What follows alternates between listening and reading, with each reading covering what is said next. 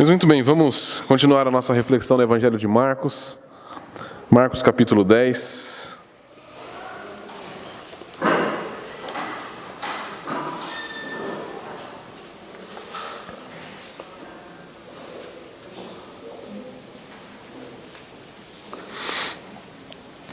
Na nossa última meditação aqui nós falamos sobre o jovem rico, vocês lembram? Que ele chega para Jesus e Jesus lhe fala certas palavras que deixam ele incomodado, entristecido, porque ele percebe que ele está longe daquilo que Deus tem para ele. Ele busca se justificar pelo aquilo que ele faz, o quão bonzinho ele é, e Jesus mostra que ele não é tão bonzinho assim. E aí, terminada essa conversa de Jesus com esse jovem, a partir do verso 32, diz assim: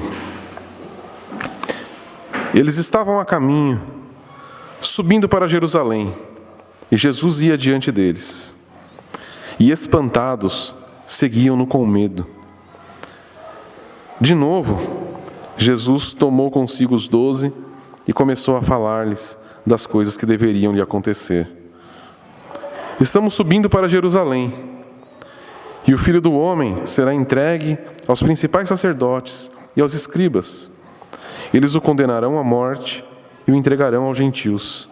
Irão zombar dele e cuspir nele, açoitá-lo e matá-lo. Depois de 3 dias, ele ressuscitará. Dá uma paradinha aí. Então, é interessante nós notarmos aqui essas palavras de Jesus, logo depois do episódio do jovem rico. Achei interessante essa frase que fala que os discípulos seguiam-no espantado e com medo. Por que será que os discípulos estavam espantados e com medo? Talvez por causa das últimas palavras de Jesus, que ninguém pode entrar no reino de Deus se não for pelo Pai, se o Pai não quiser. Ninguém pode tomar a iniciativa de eu quero pertencer ao reino de Deus, eu vou entrar. Nós não podemos fazer nada para entrar no reino de Deus, né? Lembra da pergunta dos discípulos? Então quem pode se salvar? Lembra disso? E Jesus falou, para o homem realmente é impossível, mas para Deus tudo é possível. E talvez esse medo e essa reação de espanto deles se deve por causa disso, mas também porque eles estavam indo para onde? O texto diz aí? Para onde eles estavam indo? Jerusalém. O que vai acontecer em Jerusalém? A crucificação. Então, Jerusalém não era um bom lugar para se ir com Jesus, sendo que Jesus já tinha conquistado muitos inimigos dentro dos fariseus, dos escribas, dos sacerdotes, e ele estava indo para o centro do furacão. Ele estava indo para o lugar onde estavam esses caras mesmo. A gente lembra dos episódios anteriores, quando os fariseus e os escribas iam falar com Jesus, sempre falavam, e vindo de Jerusalém, foram falar com Jesus. Lembra disso? Todos os episódios, esses homens vinham de Jerusalém para confrontar Jesus. Agora Jesus estava indo para Jerusalém, onde estavam todos esses homens reunidos. Todas essas pessoas que queriam matá-lo estavam em Jerusalém. E Jesus está indo para Jerusalém junto com seus discípulos. Então talvez esse espanto e esse medo é uma mistura de sentimentos. Primeiro, eu não sei se eu vou entrar no reino de Deus, porque para mim é impossível. Segundo, estamos indo para Jerusalém. Então, é interessante a gente pensar um pouquinho nos sentimentos que estavam nos discípulos nesse momento. Mas então Jesus, ele toma consigo os 12, porque possivelmente tinha os outros discípulos aqui, as pessoas que seguiam Jesus, mas ele toma para si os 12, os apóstolos que ele escolheu. E ele fala, e de novo, ele passou a falar-lhes das coisas que deveriam acontecer. Essa é a 3ª vez que Jesus vai predizer a sua morte aqui no Evangelho de Marcos. A primeira foi no capítulo 8, a segunda no capítulo 9 e agora no capítulo 10. E é interessante como a cada vez que Jesus vai falando, ele vai acrescentando algo do que vai lhe acontecer. E essa 3ª aqui, Jesus completa. Ele apresenta 7 coisas que vão acontecer com ele. A gente sabe que o número 7 é sempre significativo na Bíblia, porque ele dá a ideia de perfeição, dá a ideia de tudo que tem que ser feito, né? O completo. E aí, olhando aqui no verso, ele vai falar no verso 33 e 34, as coisas, ele será entregue e traído, né? Entregue ou traído. Ele será condenado, segunda coisa. Terceira, será entregue aos gentios, que foi entregue aos romanos. Isso aqui é muito interessante, né? Vou dar uma pausinha aqui sobre essa questão de ser entregue aos gentios.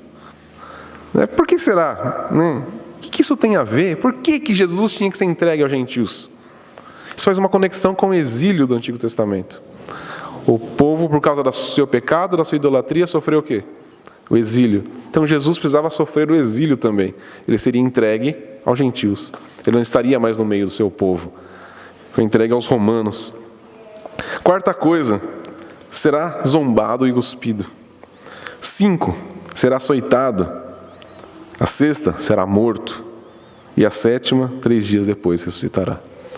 Então aqui Jesus ele mostra tudo o que vai acontecer com ele. Jesus prediz tudo o que vai acontecer. E claro, esse é o propósito pelo qual ele veio.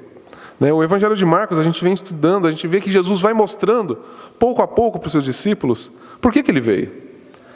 Desde o início, o Marcos quer mostrar em seu Evangelho, Jesus como o servo sofredor. Lembra que a gente vem sempre falando disso? O Evangelho de Marcos mostra Jesus como o servo sofredor. As relações com Isaías são muito significativas aqui no Evangelho de Marcos. E esse trecho aqui, muita referência com o capítulo 50 de Isaías, onde vai falar do sofrimento do servo sofredor.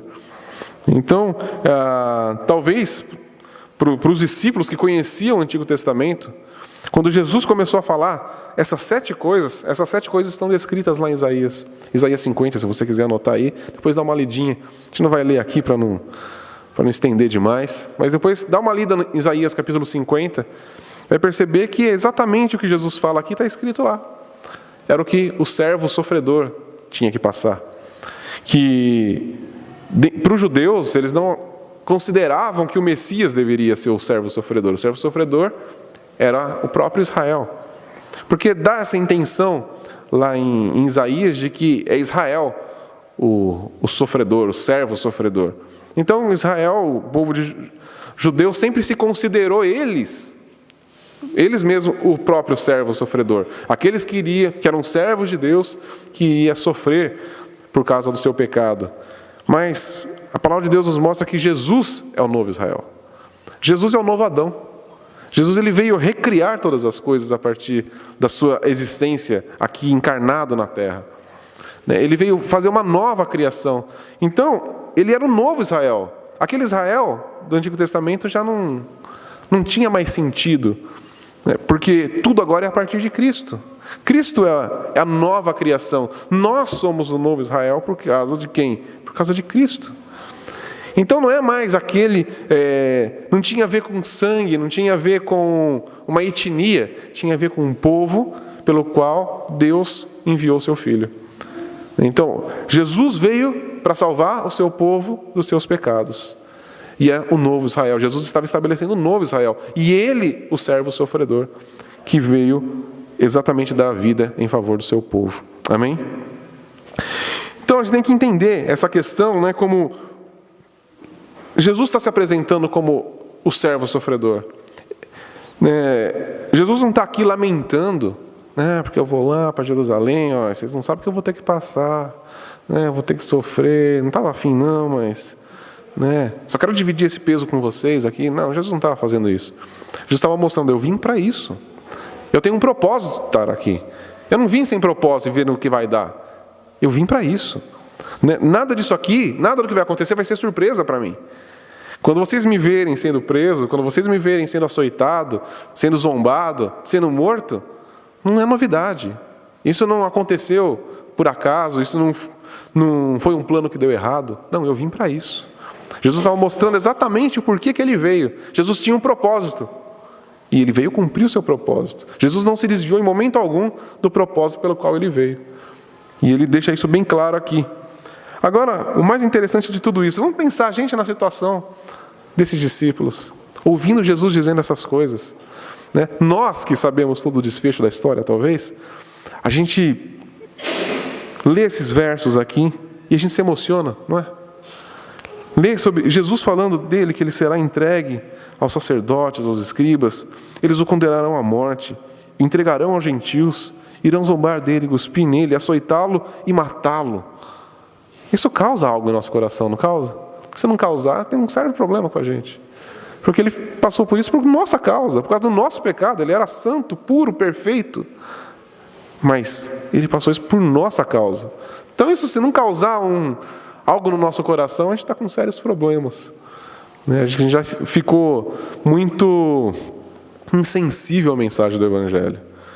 Mas esses versos aqui, né, tem que causar algo em nós, uma certa comoção, uma certa emoção diante da obra de Jesus. E a gente espera talvez que os discípulos tenham a mesma reação. Mas olha o que acontece na sequência. Verso 35.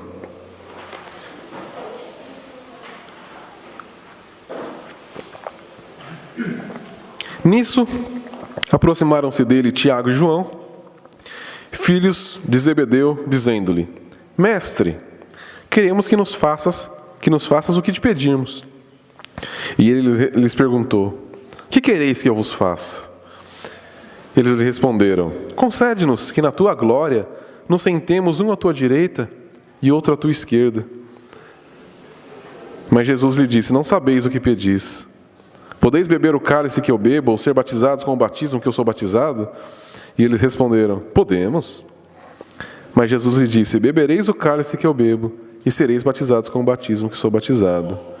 Mas o sentar-se à minha direita ou à minha esquerda não cabe a mim concedê-lo. Isso é para aqueles a quem está reservado. Então vamos fazer uma pausa aí. Olha o pedido que esses dois irmãos aqui fazem para Jesus. Jesus predizendo a sua morte, o seu sofrimento, falando: eu vim aqui para dar minha vida em favor de vocês. Jesus apresentando o seu propósito de ser servo sofredor. E aí chegam esses dois homens, e a forma como eles chegam para Jesus já é interessante, não é? Mestre, queremos que nos faça o que te pedirmos. Bem humilde essa oração humilde, né? Quantas vezes a gente não faz oração assim também, não é? Ó Deus, estou orando aqui, ó, eu quero que o Senhor faça o que eu estou pedindo, né? Uma grande arrogância, né, para nos dirigir ao próprio Deus, né, o Criador de todas as coisas. Mas o legal é que Jesus é tão gracioso, tão amoroso, que ele não dá uma repreensão, né? Isso é jeito de falar comigo?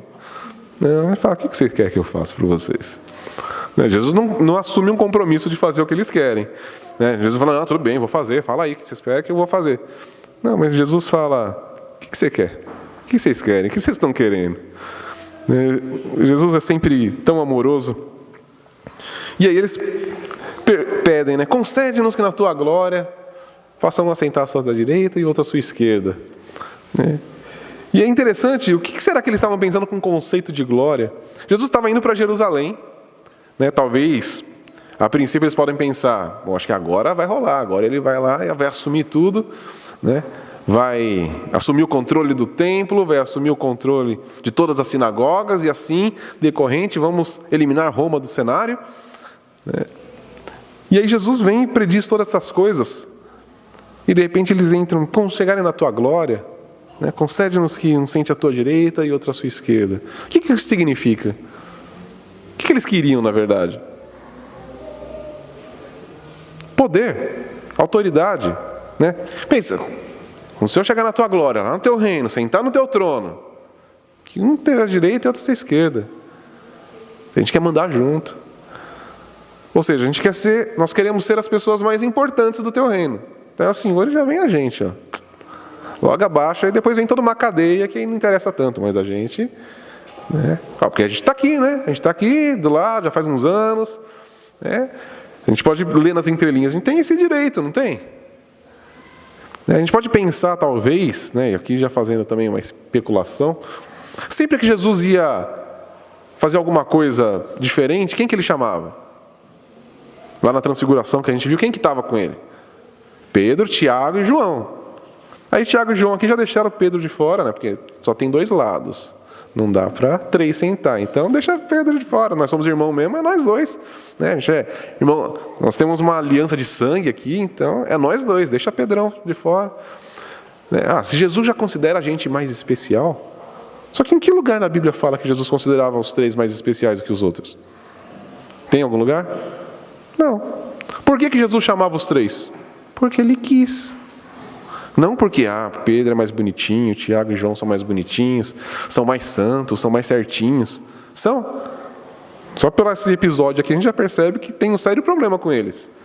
Pedro, então, a gente já conhece várias histórias de Pedro. O que vai acontecer com Pedro depois? Vai negar Jesus, né? Vai cortar a orelha do cara lá. Né? Pedro não era um cara gente boa demais. Era um cara impulsivo. Né? A gente lembra lá quando ele fala, não, tu és o Cristo. E aí Jesus, muito bem, né? Porque não foi carne ou sangue que te revelou. Tal. Mas aí Jesus prediz a sua morte. Espera aí, Jesus, não é bem assim, você não vai sofrer não, que isso? Não fala besteira. Esse era Pedro. E esse era Tiago e João. Eles não eram nada diferente do que eu e você. Talvez eu e você na mesma situação lá, a gente talvez ia pedir a mesma coisa. Jesus, estamos aqui, né? Eu tenho um certo direito, né? Já estou há uns aninhos aqui. Quantos de nós estamos tantos anos na igreja? Assim, tantos anos na igreja servindo, já tem o direito de estar numa posição melhorzinha, né? Já tem o direito de ter menos problemas, né? Já tem o direito de ter algo melhor na minha vida, porque, poxa, estou servindo o Senhor há tanto tempo, né? E parece que o tempo vai passando e mais a gente vai. Em vez da gente, quanto mais tempo estarmos próximos de Cristo, próximos da palavra dele, nosso coração vai e sendo quebrantado e sendo humilhado, a gente vai cada vez se enchendo mais. Olha o tanto que eu já conheço da Bíblia, né? Já li a Bíblia inteira várias vezes, já quase não falto nos cultos, né? Olha o tanto de coisa que eu já fiz na igreja, né? Já trabalhei ali, já fiz isso, já toquei, já cantei, né? Já preguei o evangelho tantas vezes. Quantas pessoas eu já trouxe para a igreja? Senhor, eu já tenho um certo direito agora, né? Não é bem por aí que a gente pensa às vezes? E é o que eles estavam pensando. Então, eu gosto de pensar assim, porque o evangelho de Marcos, ele apresenta muitos discípulos nessa posição meio de vilões, não é? A gente já viu vários episódios aqui. Sempre Marcos mostra as grandes falhas dos discípulos, que eles eram homens pecadores, cheios de falhas, né, corruptos. Agora, por que Marcos mostra isso? Porque ele queria mostrar que todo mundo era ruim, né? Ele queria fazer uma má imagem dos discípulos para a gente? Não. Quando ele narra esse fato aqui, ele quer que a gente tenha uma má impressão de Tiago e de João? Não. Ele quer mostrar que eles são como nós. Mas o que aconteceu com eles? Isso é o grande... Qual foi o final deles? João escreveu o Evangelho, João teve a revelação do Apocalipse, ele foi o último dos apóstolos a morrer, né? O próprio Cristo revelou todo o fim das coisas, as últimas coisas para ele. Foi um grande apóstolo. Então, ele era um cara cheio de falhas, mas extremamente usado por Deus, e que Deus o chamou para ser um dos 12 apóstolos. Tiago, a mesma coisa. Tiago, tudo bem, foi o primeiro a morrer, mas ele foi o primeiro mártir da igreja. Foi Tiago, o primeiro apóstolo a morrer. Na verdade, o primeiro mártir que a Bíblia fala foi Estevão, mas dos 12 apóstolos foi Tiago, o primeiro a morrer. É interessante porque Jesus pergunta para eles, né? Vocês podem beber do cálice que eu vou beber, ser batizado com o meu batismo? E eles respondem, podemos. Né? Do que Jesus estava falando aqui? Do que ele tinha acabado de falar nos versos anteriores. Eu vou sofrer, vou ser condenado, vou ser açoitado, vou ser zombado e vou ser morto. Vocês podem beber do mesmo cálice que eu e ser batizado com o mesmo batismo? Podemos, Jesus, estamos aí. E é legal porque Jesus responde, realmente vocês vão. E aí a gente sabe a história, eles beberam do mesmo cálice. Tiago foi o primeiro a morrer. João ficou preso na ilha de Patmos e morreu velhinho, mas morreu também. Não teve vida fácil. Nenhum dos apóstolos teve vida fácil. Por quê? Porque eles participaram do mesmo batismo de Jesus. Mas, voltando aqui para essa palavra aqui, esses dois usaram: quando chegares na tua glória, que um possa estar à tua direita e outro à sua esquerda. Qual foi o grande momento da glória de Jesus? A cruz. A cruz foi o momento da glória. Quando chegares na tua glória, que um possa estar à sua esquerda e outro à direita. Jesus falou: vocês vão até beber do cálice, mas estar à minha direita, à minha esquerda, não cabe a mim, cabe ao meu Pai. E quem é que estava do lado direito e do lado esquerdo de Jesus na sua glória? 2 ladrões, 2 assassinos, 2 criminosos. Eram que estavam. Aí falou: poxa, mas não podia ser Tiago e João? Eles eram tão melhores para estar ali. Não, mas é mostrar que não cabe a nós decidirmos quem vai estar lá ou não vai estar. Isso cabe ao Pai. E ele não quis que Tiago e João fossem crucificados junto com Jesus, mas 2 anônimos. A gente não sabe o nome deles. Uns falam que é o ladrão bom, o ladrão ruim, né? Isso não está escrito em lugar nenhum, né? Ladrão bom, existe ladrão bom? Né? Assassino bom? Ele é assassino, mas ele é bonzinho. Não tem. Ele é traficante, mas é bonzinho. Não tem. Tá? Os 2 criminosos. A questão é que um percebeu do lado de quem que ele estava. O outro não. Qual que é melhor? Nenhum. Simplesmente um deles reconheceu que Jesus era melhor. Só. Essa é a grande diferença. Nenhum se tornou melhor. Um era mais interessante. Realmente, fazendo meus cálculos aqui, o cara preso lá na cama. Fazendo meus cálculos aqui, realmente é melhor eu falar com ele, para garantir a minha. Não. Ele estava ali, ele teve, pelas palavras que ele fala, ele percebeu a inocência de Jesus. Ele não devia estar aqui. Eu sim, ele não. E ele percebeu, e ali ele chega para Jesus e fala, e Jesus promete para ele que estaria no paraíso com ele. Então a gente percebe o grande momento de glória de Jesus, que foi a cruz. Estavam 2 anônimos. Por quê? Porque o Pai que escolheu. O Pai que concede, como Jesus mesmo diz. Isso mostra que tanto João como Tiago, que eram próximos de Jesus, o fato deles estarem com Jesus, não garante nada para eles, garante? O que garante? Qual é a nossa garantia em estarmos servindo a Deus? Nenhuma. Nós fazemos isso porque Ele nos garantiu a salvação. Ele nos garantiu a salvação. Jesus apresenta aqui o que Ele vai fazer. Ele falou: eu vou fazer isso daqui, só que aí, em contrapartida, não. Tem essa contrapartida? Não tem. Tá? Jesus ele vem apresentar que Ele é o servo sofredor que vem entregar a sua vida no lugar de pecadores. E nós somos os pecadores por quem Ele entregou a sua vida. Tiago e João eram os pecadores por quem Ele vem entregar a sua vida. O ladrão lá na cruz, o ladrão, assassino, sei lá o que o cara era um criminoso. Jesus estava entregando a vida no lugar daquele homem. Sem eles terem feito... O que aquele cara fez de bom? O que Tiago e João fizeram de bom? Nada. Aí a gente lembra do episódio com o jovem rico. Por que me chama bom? Bom, só Deus. Você está achando que você é bom? Você não é. Então, isso serve para nós. Será que a gente acha que a gente é muito legalzinho? Muito bonzinho? Muito efetivo na igreja? Sou servo do Senhor mesmo. Não, se a gente fizer tudo certinho, a gente pode se considerar servo inútil. Não é? Não é isso que Jesus disse? Aí, quem de nós pode falar que a gente faz tudo o que tem que fazer? Alguém pode realmente falar: não, eu garanto, eu faço tudo que eu tenho que fazer.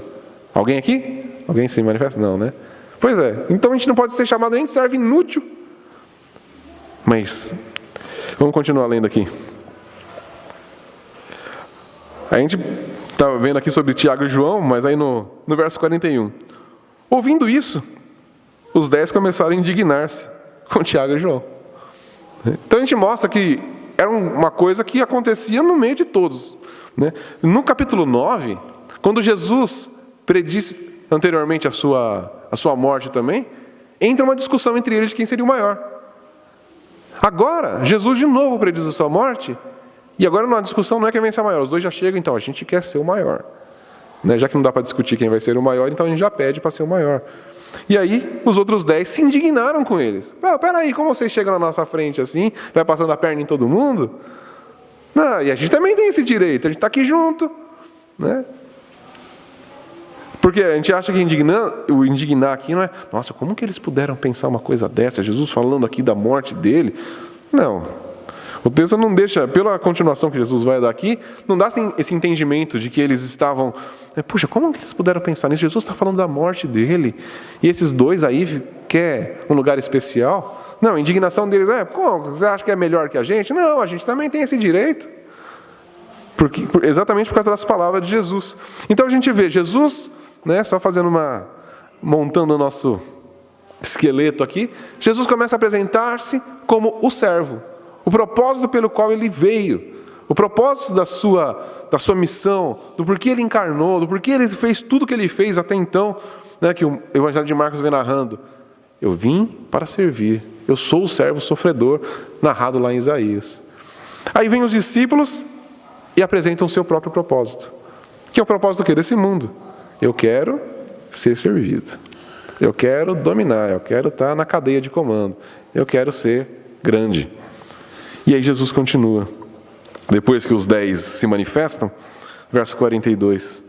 Então Jesus chamou-os para junto de si e lhes disse: sabeis que os que são reconhecidos como governantes dos gentios têm domínio sobre eles, e os seus poderosos exercem autoridade sobre eles. Mas entre vós não será assim. Antes, quem entre vós quiser tornar-se grande, será esse quem vos servirá. E quem entre vós quiser ser o primeiro, será servo de todos. Pois o Filho do Homem não veio para ser servido, mas para servir e para dar a vida em resgate de muitos. Jesus apresenta, agora eu vou apresentar o propósito de vocês. Eu apresentei o meu propósito, vocês apresentaram o de vocês, que está completamente errado. Eu vou apresentar o real propósito de vocês. Por que eu chamei vocês? E aí é o propósito pelo qual ele chamou todos nós. E ele faz ele começa a falar: sabeis que os que são conhecidos, os governantes, eles têm autoridades, né? E têm domínio sobre as pessoas. E aí a gente pode pensar, não era exatamente o que Tiago e João estavam pedindo? Está na cadeia de comando. É ser o primeiro-ministro e o chefe de gabinete. Né? Jesus é o grande líder e a gente está ali, né? Ministro da Casa Civil. Né? Estamos ali do lado. Né? Politicagem, né? O que a gente vê mais por aí. É só ligar a televisão, ligar o rádio, pegar um jornal. Não é exatamente isso que a gente vê? É um querendo passar a perna no outro porque quer poder. Né? Tudo que vem acontecendo na nossa política aí é o quê? É gente galgando porque quer ter poder, autoridade. Esse é o espírito do mundo, isso é o sistema do mundo, esse é o sistema da carne. Né? Querer, né, autoridade para si mesmo, querer estar acima das pessoas. Eu quero ser reconhecido, eu quero ser servido, eu quero que as pessoas tenham medo de mim, eu quero dominar as pessoas. E a gente vê isso acontecendo em todos os setores da vida. No trabalho, assim, né? Na política, em tudo. Em qualquer lugar que a gente olha, a gente vê as pessoas querendo ter domínio sobre as outras. A gente vê isso, inclusive, dentro da igreja, onde é o lugar, talvez, mais incoerente de se pensar uma coisa dessa. Ontem mesmo a gente ouvia uma palestra, eu, Luciana, Leila, e com Augusto Nicodemos, e ele falava, né, sobre essa questão de homens no decorrer da história que se levantam e querem dominar, ter autoridade sobre os outros, que querem ser os caras. Isso vai exatamente contra o que Jesus está ensinando aqui.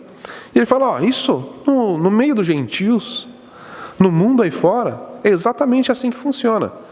Mas essa frase, né, eu pus essa como sendo o título dessa mensagem. Mas entre vós não será assim. Com vocês é diferente. Vocês têm um outro propósito. Né? E ele continua: antes, quem quiser tornar-se grande, será esse o que vos servirá. E quem entre vós quiser ser o primeiro, será o servo de todos. Então o que Jesus está apresentando aqui? O propósito de vocês, o propósito que eu estabeleci para vocês é o de servo.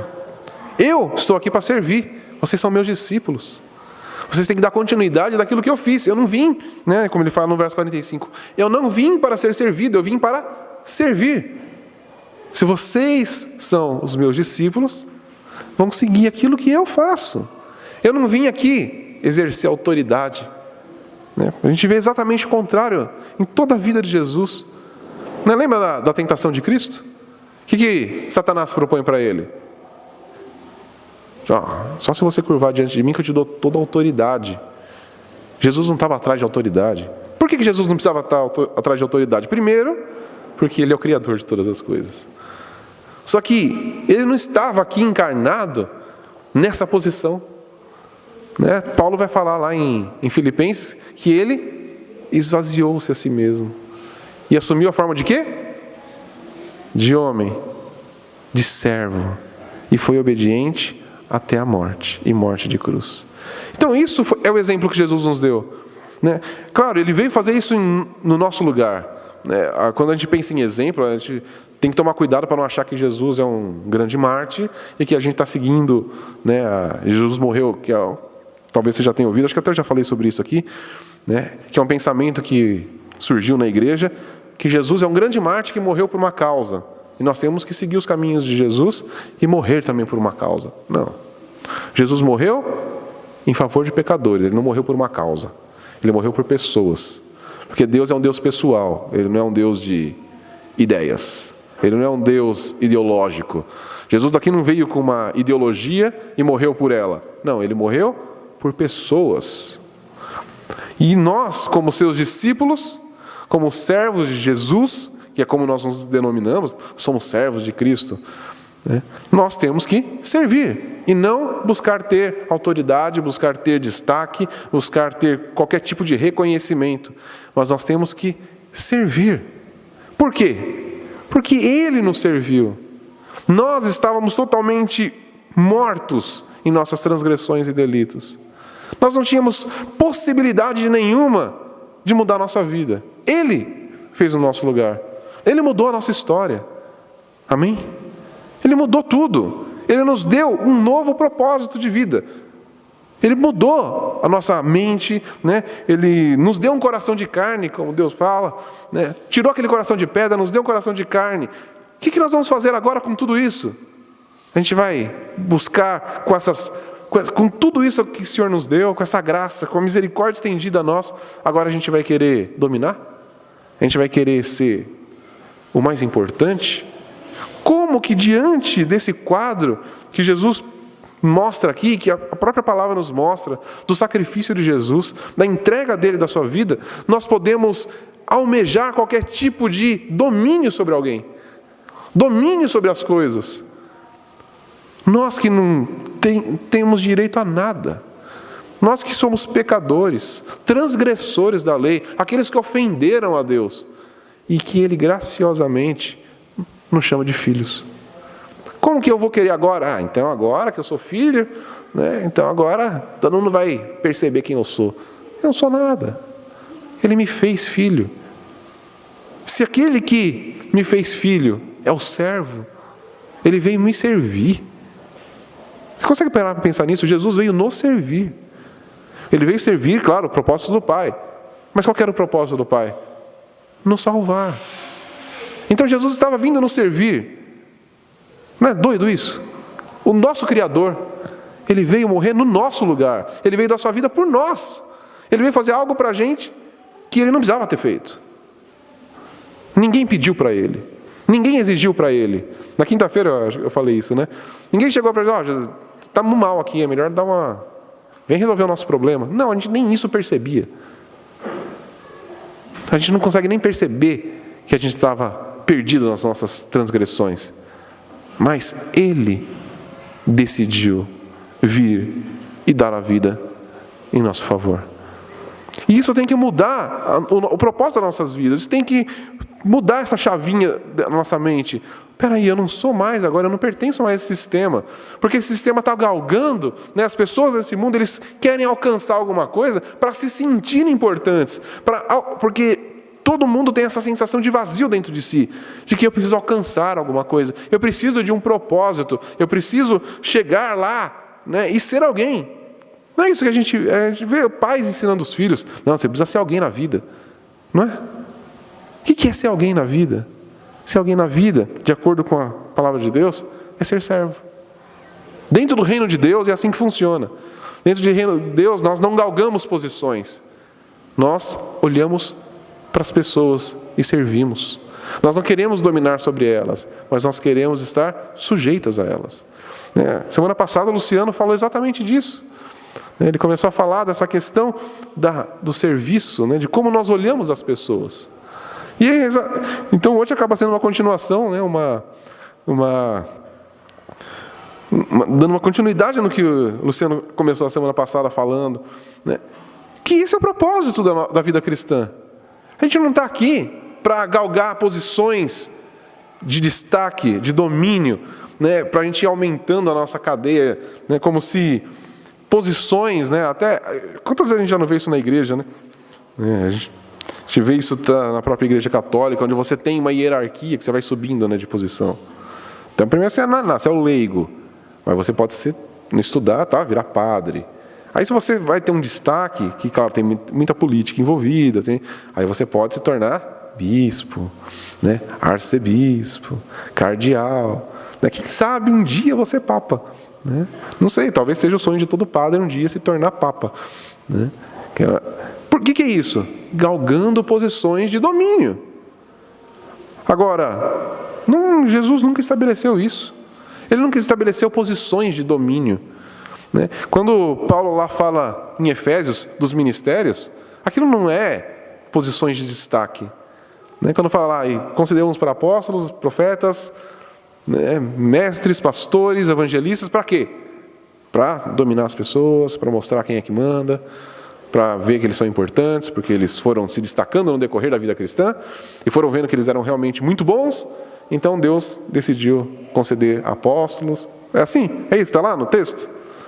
Para que Jesus estabeleceu esses homens? Para servir a igreja. Para servir as pessoas.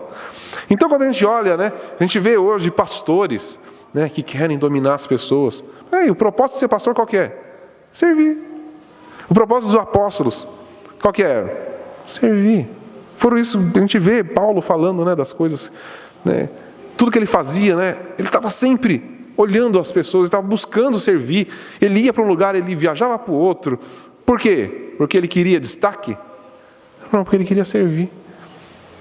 Isso aqui os discípulos aprenderam com Jesus. Eles realmente aprenderam.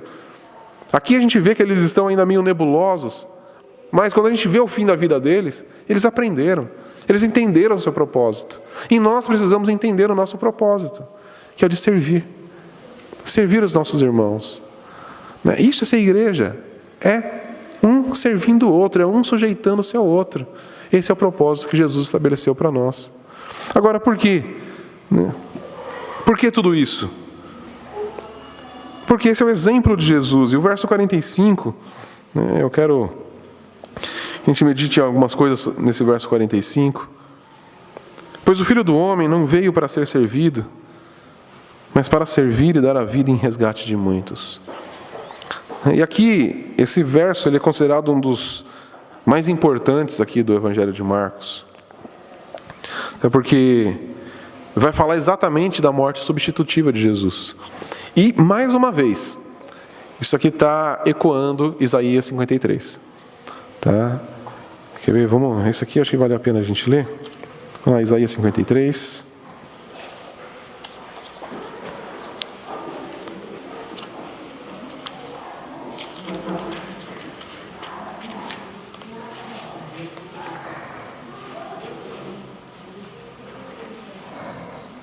No verso 12, tá? Depois em casa, vocês podiam, como eu falei, ler dos 50, então vocês podem ler dos 50 até os 53, pelo menos, que é toda essa parte falando sobre o servo sofredor.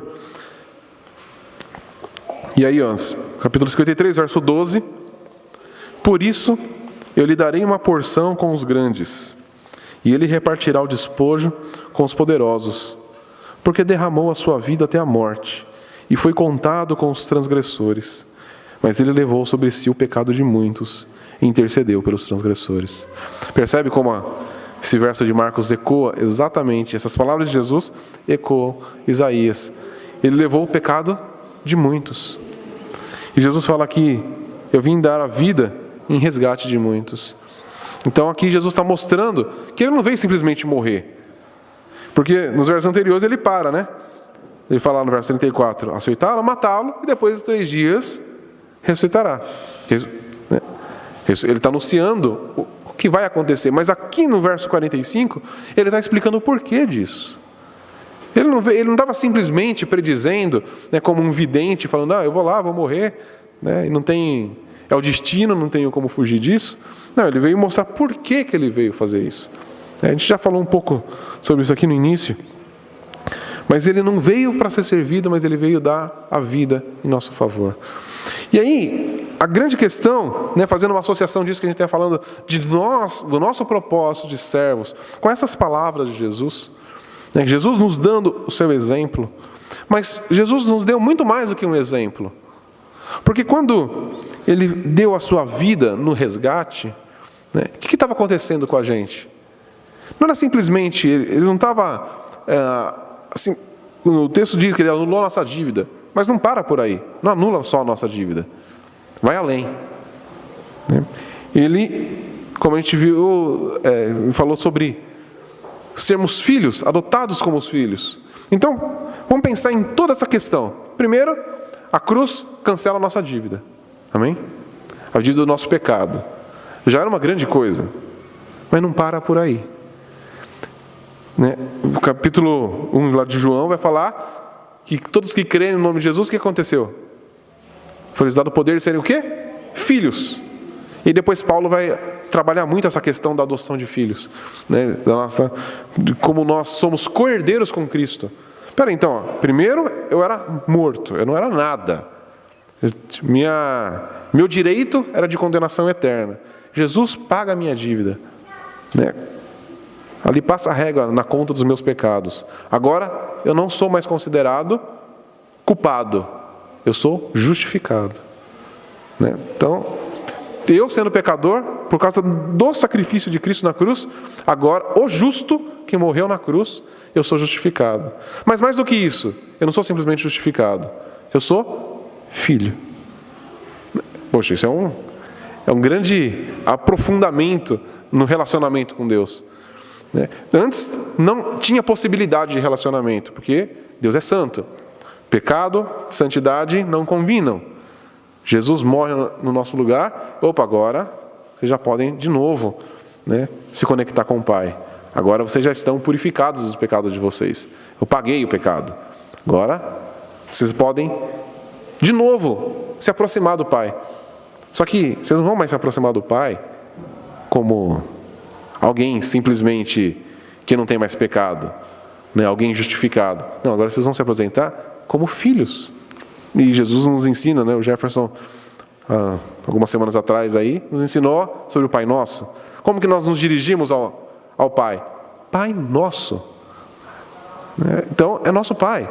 Então, aprofundou a relação. Só que isso, né? Hoje eu ainda conversava com o Luciano sobre essa questão também, né? E lembrando, quando a gente começou lá no Evangelho de Marcos, lá do batismo, quando a gente falou da Trindade, lembra da dança da Trindade? Vocês lembram disso? Né? Que Jesus nos convida a entrar na dança com a Trindade. Então, o que é isso? Isso que Jesus veio fazer, ele não é um negócio distante de nós. Jesus lá e morreu a nosso favor, e agora a gente tem, né, uma escrita de dívida cancelada. Não, agora nós somos filhos. E muito mais do que isso, nós agora estamos inseridos dentro da divindade. Dá para entender a profundidade disso? Jesus nos chama para entrar, para ter comunhão com eles. A comunhão eterna, como o Luciano falou hoje no início, né? Deus é autossuficiente. A Trindade é autossuficiente em si mesmo.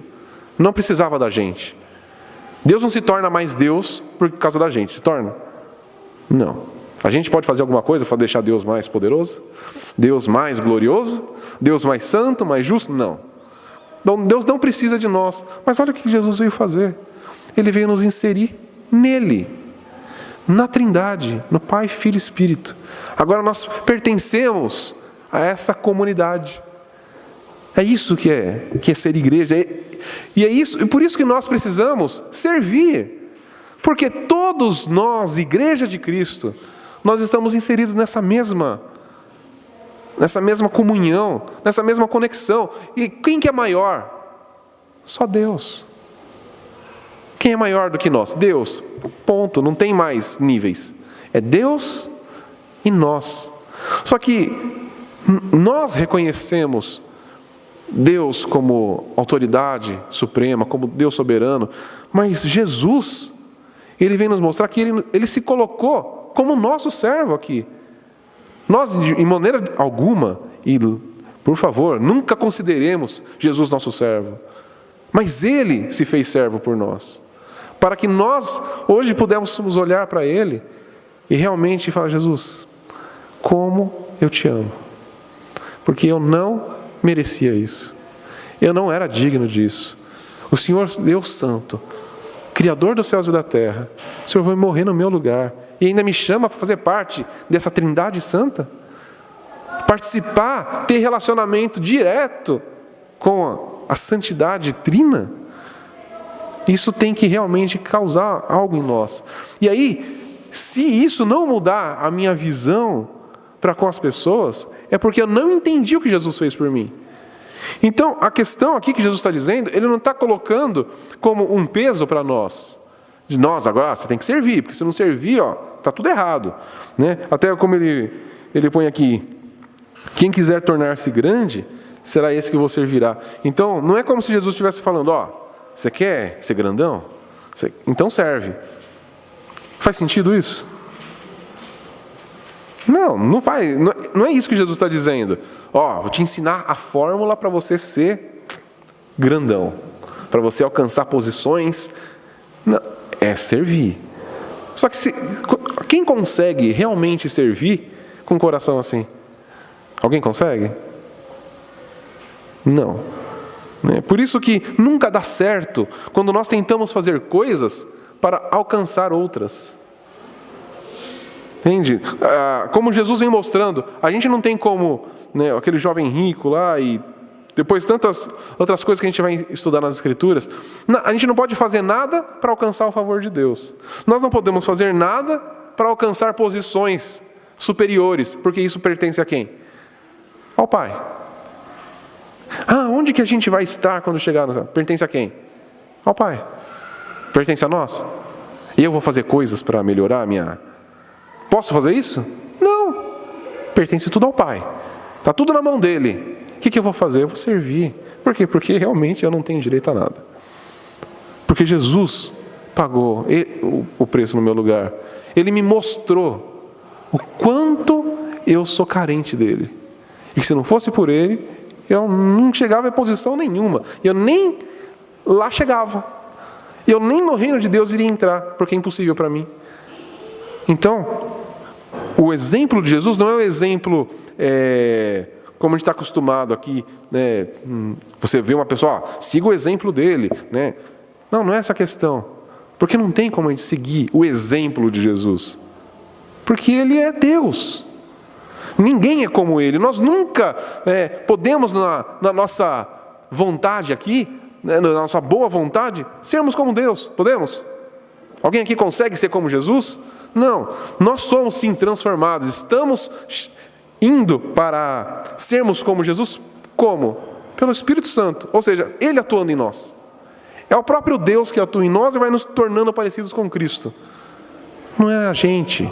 Então não é, porque eu tenho, aprendi lá que eu tenho que servir, então vamos lá, Não é isso. Isso não é coração de servo, é? Não, porque Jesus não veio dessa maneira. Ele não veio, eu não queria vir, mas vocês pecaram, fazer o quê? Agora, não é isso que Jesus apresenta. Ele mostra um coração de amor, de graça, misericórdia.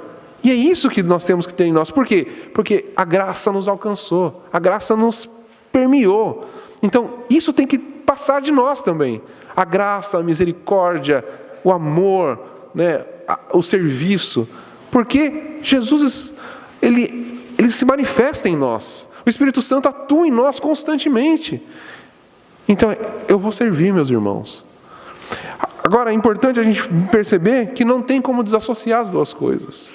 E como o Luciano falou semana passada sobre isso também. Como desassociar servir a Deus e servir aos irmãos? Pode? Aí, como o próprio, e a gente percebe como ele entendeu, né? João lá na frente, na sua carta, o que ele vai falar? Se você diz que ama a Deus, mas odeia o seu irmão, então você é mentiroso. Ninguém pode amar a Deus se você não vê, se você não consegue amar o seu irmão, quem você vê. Então, João entendeu. A gente percebe que lá na frente ele... Jesus... Né, talvez, a gente não sabe, né? Mas ele deve dizer, puxa, como eu falei besteira aquele dia. Como eu pude falar um negócio daquele para Jesus? Porque como que eu posso falar que eu amo Ele? Como que eu quero estar sentado do lado dele se eu não quero sentar do lado dos meus irmãos? Não, eu quero estar do lado de Jesus. Não, eu quero estar do lado dos meus irmãos. Por quê? Porque é o corpo de Cristo. Se eu me achar que eu sou muito santo para estar com qualquer um de vocês, eu acho que eu estou muito longe de Jesus. Porque Jesus está perto da sua igreja. Jesus, ele não escolhe uns mais bonitinhos. Jesus não tem os seus queridinhos. Jesus não tem os seus preferidos. Ele tem um povo por quem ele se entregou, por quem ele deu a sua vida. E isso nivela todos nós como filhos. E é só a gente lembrar da parábola do filho pródigo.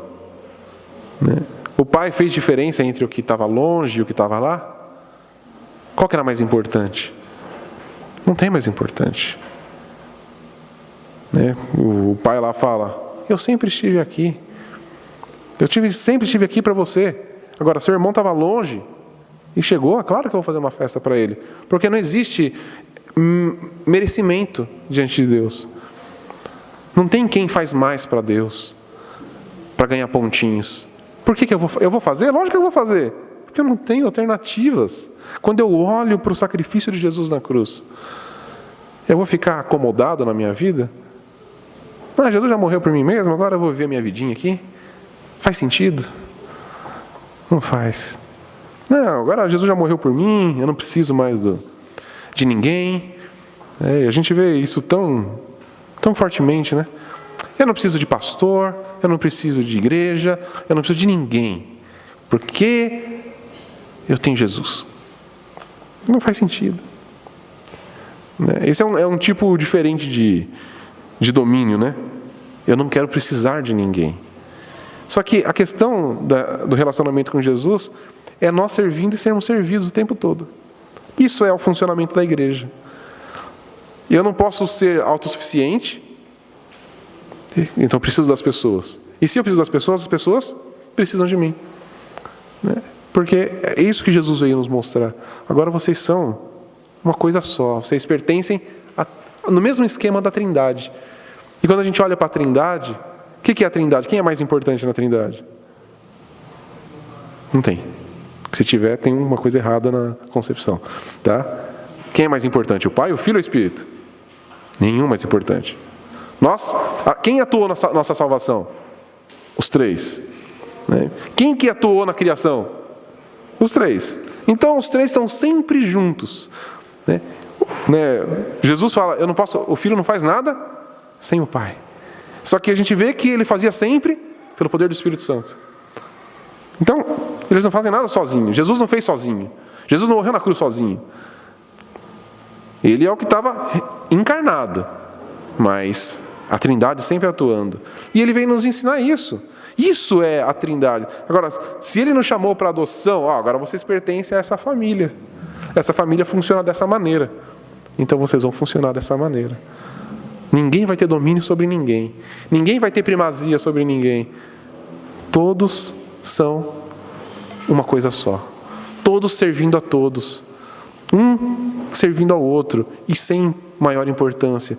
Todos são importantes porque todos foram salvos pelo mesmo sangue. Todos foram redimidos no mesmo sangue, no mesmo sacrifício de Cristo, sem diferença. Amém? Espero que eu tenha conseguido ser claro na minha explanação aqui, porque eu sei que é um assunto bem... Ele faz várias conexões aqui, eu tentei fazer essas conexões aqui do texto, nem sempre é tão simples, mas como eu disse, o título dessa mensagem é "Mas entre vós não será assim", fazendo um contraponto com como que é o mundo. Nós somos tirados do mundo. Nós não pertencemos mais a este mundo. Nós agora pertencemos ao reino de Deus. E aí no reino de Deus as coisas são diferentes. E isso aqui tem que ser um incentivo para nós a vivermos dessa maneira. Hoje nós vamos participar da ceia do Senhor. E a ceia do Senhor, como toda vez meu pai fala aqui, a questão de discernir o corpo. O que é discernir o corpo? É exatamente disso que a gente está falando. É olhar para os meus irmãos e ter essa convicção que todos nós fomos salvos pelo mesmo sacrifício de Cristo. Um teve uma dose extra de sacrifício. Não, o mesmo sacrifício. Isso coloca todos nós na mesma posição. Isso coloca todos nós na mesma posição de servos uns dos outros, de comunhão íntima entre nós, da mesma forma que existe na Trindade e que pelo sacrifício de Cristo Ele nos proporcionou. Amém? Então vamos orar.